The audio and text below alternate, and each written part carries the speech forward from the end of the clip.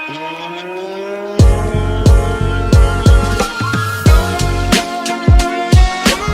sa tinampo, asin sa iskinita.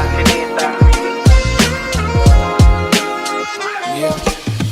Buhay kang OJ, katong dekada 90. Ngunyan bagong palakad, panibagong mga kabanata. Kaito, puro ribok sana ang samong kapot. Kamao asin ng got, ang pinalako pasin takot.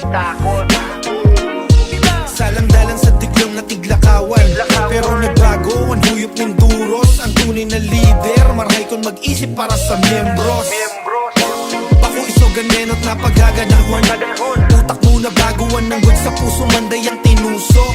Kairi ba ang mga homies sa samong tambayan?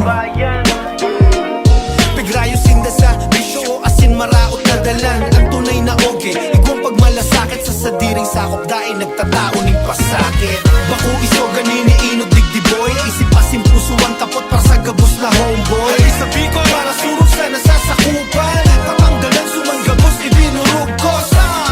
Sumanggabos ibinurugkos para surog, para sinti ng pupig gibo na aday. Para ang bagong era day makaduman sa sala na dalan. Para ang bagong era day makaduman sa sala na dalan. Punduhon hanggang war sa lambang grupo. Mayong manggagana sa arog, kaini asin mayong maray na puturo. At obligasyon taayan magbantay, magtauning kusog asing giya sa buhay. Bako na bisyo o badil sa bulsa, kundi kakano nasin sigla sa pamilya. Ang satong gans na ibong pakinabang, protection sa kaaki ang tamang giya sa dalan.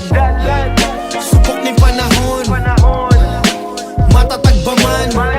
Subok ning panahon, matatag ba man? Ang tunay na kusog ay paglingkod sa banwaan. Bako isogan iniinod